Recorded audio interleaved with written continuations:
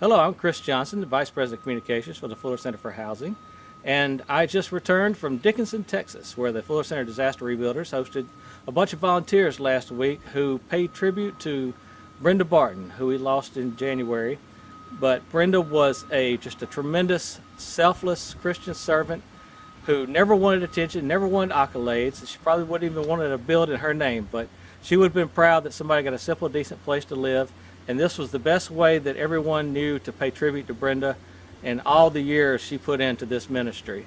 And so this is a result of some of the conversations I had last week. So please enjoy. Brenda and I was extremely close. Actually, when I started with the Fuller Center, Brenda, Mr. Miller, Glenn, and Brenda were the first three people that I met. Being a part of Fuller Center corporate, and Brenda and I became personal friends other than co-workers. In fact, I was a AmeriCorps at the time, and Glenn and Brenda hired me. I forfeited my scholarship with AmeriCorps to become on staff with Fuller Center Northwest. Okay, and so did your mom drag you down here? She didn't drag me, but because my mom and Miss Brenda were so close, of course I knew Miss Brenda, you could say, well, so I came here to show respect as well. This is completely out of my comfort zone, but I'm really enjoying myself out here though. You know, it would be easy to start out first to talk about the personal relationship, the friendship, and you know the mutual support, and so that's certainly the foundation for it. But Brenda was an incredible professional. You could ask her a question about our business, any aspect of the business, volunteers, homeowners, construction, and she would have an answer or have the right person that you needed to talk to. And so when dealing with Brenda, one of the things that amazed me the most is, you know, it was never really a problem that was too small or too large for her to take on. And that sort of reflected in the way she dealt with people too. And that was one thing we loved about her. I mean, you know, it didn't matter whether that person was the CEO of a bank or a homeowner or a volunteer that she'd first met. She treated everyone with and was able to deal with people with the same level of respect. And then one of the last things she would have ever wanted was a spotlight on her. Yeah. She hated having a spotlight.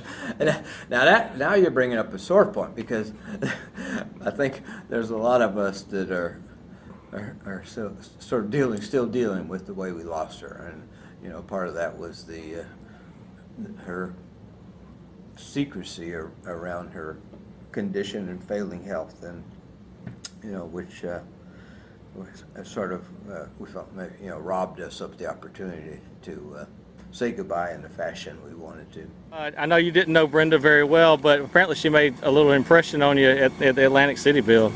She did. We were late for that build. We got there late the night before it started, and the next morning we needed direction, where to go, who to meet, and my encounter with her was all of 2 or 3 minutes.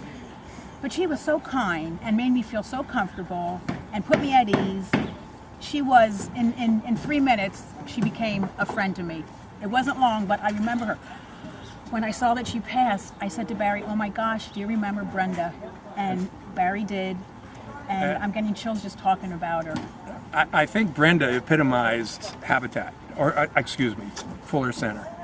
And by that I mean, when we get involved in something, when we contribute, you want to contribute to a good cause.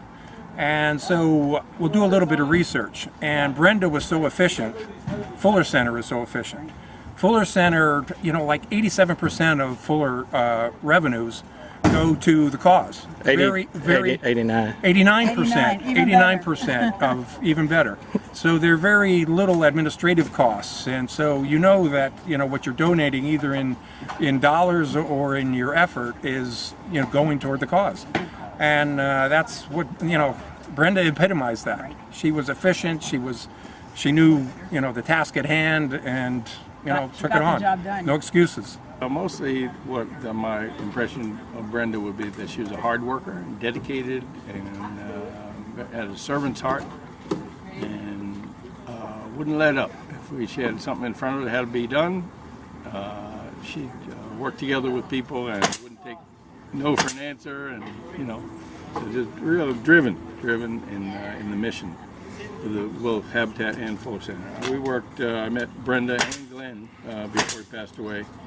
I was working on a house in Georgia, somewhere I forget where, Clanton, Georgia, I think. Did a onesie house down there. Drove 8 hours down, worked a week at a time down there. And, it was fun. And then 4 years ago, I met Brenda. I saw on Facebook this morning that the women's build 4 years ago was.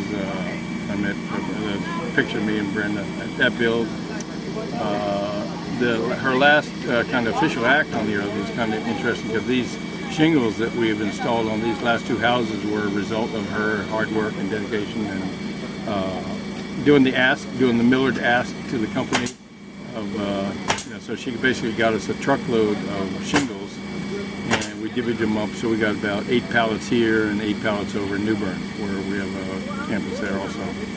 So it was right up to the time that she went into the hospital. She was still on the phone. Bart, you got to make sure there's a forklift there and make sure you got somebody to unload them. And so it's kind of fitting that this house that we're dedicating in memory of Brenda Barton, that shingles on it, is the one that she got us. What do you think that says about a person that they're that selfless about the way they go about their work? I think it's kind of what Jesus taught, to live unconditional life, live in service to others. And I always tell the volunteers it's a well-kept secret, what Jesus taught about unconditional giving.